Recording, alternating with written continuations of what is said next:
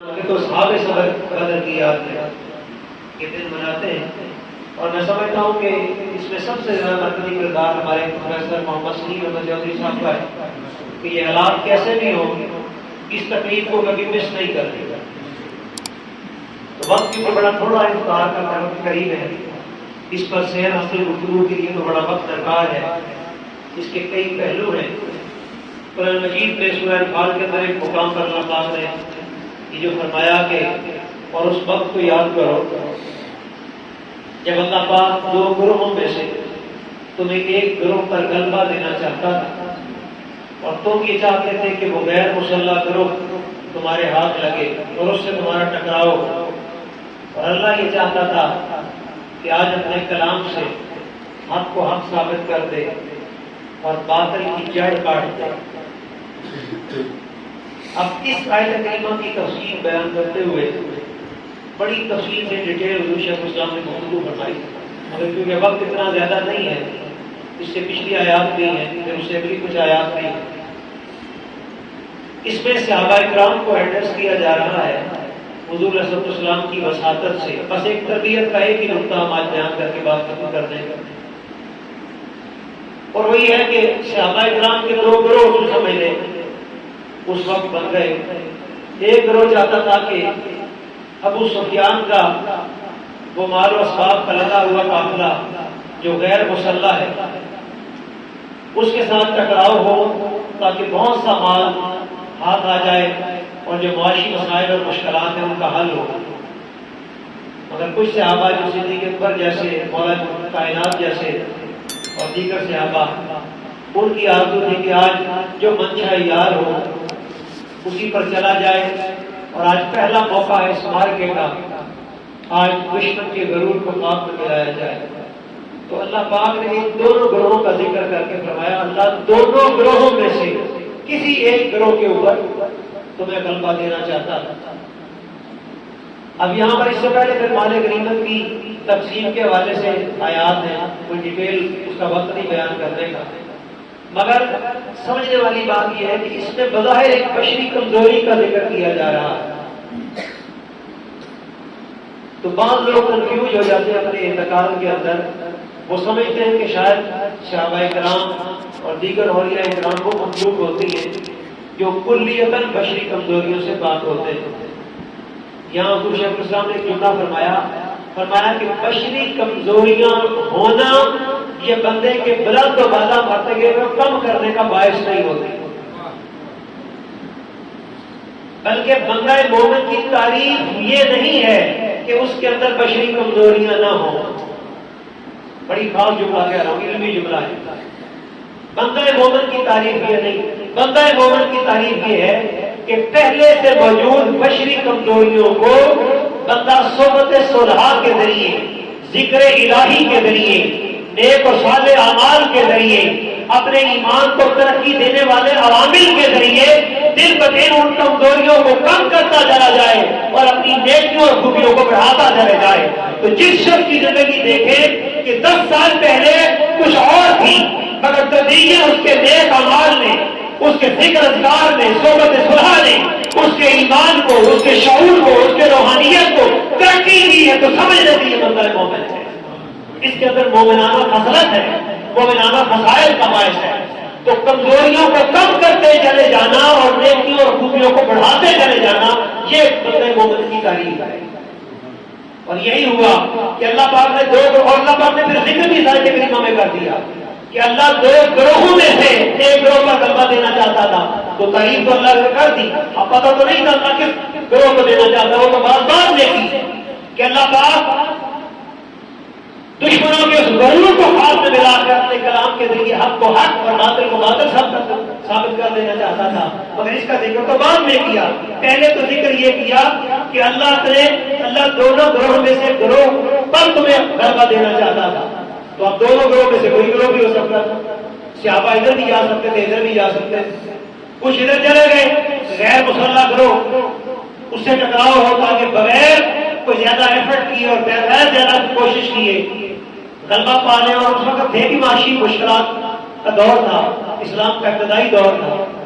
تو اللہ پاک نے خود ہی ارشاد فرما دیا اب ایمان کی جو بات جو اصحاب بدر کو بلند کرتی ہے وہ یہ تھی کہ دل میں خواہشیں تو اگرچہ چند صحابہ کے، کیونکہ تربیت کا بھی ابتدائی دور تھا، قبولیت ایمان کے بعد بھی ابھی کوئی بہت زیادہ وقت صحبت رسول میں نہ گزرا تھا، اب دعوت و تربیت کے کوئی بڑے مرحلے طے نہ کیے تھے، مگر عظمت اصحاب بدر یہ تھی کہ آرزو تو اگرچہ یہ تھی چند صحابہ کی کہ غیر مسلح دور سے ٹکرایا جائے، مگر جب منشا یار کو دیکھا، جب اللہ کے حکم کو دیکھا کہ اللہ آج باطل سے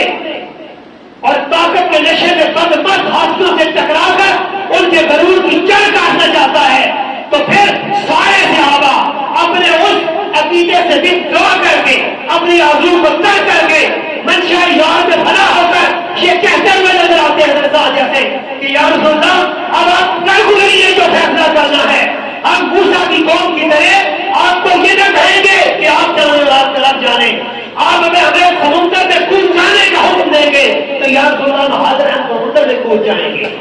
تو عظمت اصحاب بدر یہ تھی کہ اپنی آرزو کو چھوڑ کر منشا یار میں گم ہو کر جانوں کے نظرانے حکومت کی بات ہمیں پیش کر دی، اور پھر وہ منظر دیکھا اقوام عالم نے کہ وہ بے سرا نہ کوئی زیادہ سفر ہے نہ کوئی آلات جنگ ہے، مگر بے سرانی کے عالم میں بھی صحابہ نے وہ جنگ لڑی، اصحاب بدر نے وہ داستان نقل کر دی کہ آج ان کی داستان کا ایک ایک بیت، زندگی کا ایک ایک گوشہ، سیرت پہلو کا، سیرت پاک کا ایک ایک نقطہ آج ہمارے لیے مشعل راہ ہے۔ انہیں بھی اسی مبارک سیرتوں کو آج ہم مشعل راہ بنا کر باطل قوتوں سے ٹکرانے کا حوصلہ بھی انہی بارگاہوں سے ہمیں نصیب ہوتا ہے۔ آج اگر تحریک منہاج القرآن ہر سطح پر باطل سے نمو تو آزما ہے، اور ہر سطح پر اس معاشرے کو مستقبل معاشرہ بنانے کے لیے مصروف عمل ہے، تو اس کی ایک بڑی وجہ یہ ہے کہ وہ حوصلہ وہ عزم ہمت ہم نے اصحاب بدر کی بارگاہوں سے خیرات کے طور پہ لیا ہے۔ واقعہ پھر آگے وہ طویل ہے جو آپ نے سنا ہے کہ کس طرح بے سر و سامانی کے وہ ہر سال آپ قبلہ پروفیسر محمد سلیم صاحب سے سنتے ہیں، مگر نقطہ یہ ہے تربیت کا کہ جب جو اس آیت کریمہ کی روشنی میں بیان کرنا چاہتا ہوں کہ ہم بھی تحریکوں کے اندر تنظیموں کے اندر کام کرتے ہیں، نفس کا اور بشری کمزوریوں کا ٹکراؤ ہوتا رہتا ہے، مشن کے تنظیمی کام کے ساتھ اور اپنی آرزوؤں کا اکثر و بیشتر ٹکراؤ ہوتا ہے۔ کسی میٹنگ میں جانا ہو، کبھی کی ورک شاپ میں جانا ہو، تحریک کے لیے کوئی ایکٹیویٹی ہو، پھر اپنی ذاتی مصروفیات، اپنی جاب، اپنے بیوی، اپنے بچے، اپنی بشری کمزوریاں، ہر دو مقام پر ٹکراؤ، یہ کبھی ختم نہیں ہوگا۔ تحریکی ہونے کی علامت نہیں ہے کہ یہ ٹکراؤ ہمیشہ نہ ہو، مگر تحریکی ہونے کی دلیل یہ ہے کہ جب کبھی ٹکراؤ آ جائے تو اصحاب بدر کو یاد کر لیں، شہدائے بدر کو یاد کر لیں، ان کی مبارک سیرتوں کو یاد آ جائے کر لیں۔ جب ٹکراؤ ترجیح ہو تو اپنی ذات اور اپنی خواہشات اور اپنی بشری کمزوریوں سے کو نیچے رکھ دیں اور تحریکی، تنظیمی، دینی، روحانی کام کو فوقیت دیں اور اس طرح قربانی دے کر اس کو ترجیح دیں۔ یہ سیرت اصحاب بدر ہے، یہ مبارک شہدائے بدر کی مبارک زندگیوں کا ایک سبق ہے جو آج ہمیں داخل کردار کرنے کی ضرورت ہے کہ ٹکراؤ جب بھی ہو اس ٹکراؤ میں اپنی ذات نیچے رہ جائے، مشن مقدم ہو جائے، اپنی خواہشات دب جائیں اور جو مشن کی ریکوائرمنٹ ہے وہ آگے ترجیح پا جائے۔ اگر زندگی کا یہ اصول بھی ہم گوشہ اصحاب بدر کی مبارک سیرت سے لینے کے اہل ہو جائیں تو اس کے اندر بڑی خیر اور بڑی برکت ہے۔ اللہ پاک کی بارگاہ میں دعا ہے، تھوڑا سا وقت جو رہ گیا تو ذکر اذکار کریں گے کیونکہ اگر واقعہ ہم بیان کرنے لگیں گے تو پھر بڑی تفصیل ہو جائے گی، مگر ان مبارک بارگاہوں سے میں نے کہا یہ سبق ہی اپنی زندگی میں شامل کر لیں تو آج کی اس تقریب کا سمجھنے میں حاصل مل گیا۔ اور دوسرا مقصد آج کی تقریب کا دروس قرآن کی بے مثال کامیابی ہے، جس میں سب سے پہلے اللہ اور اس کے رسول کا کرم ہے اور اللہ کی مدد و نصرت شامل ہے، اور اس کے بعد تحریک کے جو ہمارے کارکنان اور قائدین ہیں ان کی انتھک محنت ہے اور ان کا صدق و اخلاص ہے، جس میں قبلہ پروفیسر محمد سلیم احمد چودھری صاحب، ہمارے مرکزی نائب ناظم اعلیٰ تحریک منہاج القرآن، ذیلی صدر پروفیسر شاہد بشیر صاحب، تحصیلی صدر محترم چودھری احمد رضا صاحب، اور پھر سب سے بڑھ کر میں سمجھتا ہوں کہ منہاج القرآن علماء کونسل کے ذیلی صدر قبلہ حافظ فوزر حسین نقشبندی صاحب، اور دیگر تمام ایم ایس ایم کی یوتھ لیگ کی اور دیگر فورمز کی تمام تنظیمات اور کے عہدیداران اور قائدین سب کارکنان کا اور رفقا کا یونین کونسل لیول پر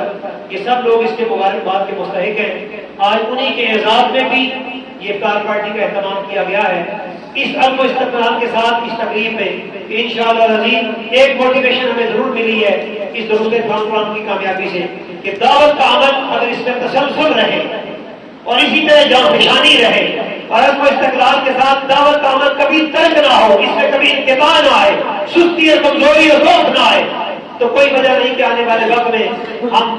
کو اس کی وہ رفتار جو تحریک کی ریکوائرمنٹ ہے جو بھی یہ 2025 کے ذریعے کے حوالے سے ہمیں دی گئی ہے، ہم اس رفتار کے مطابق اس مشن کو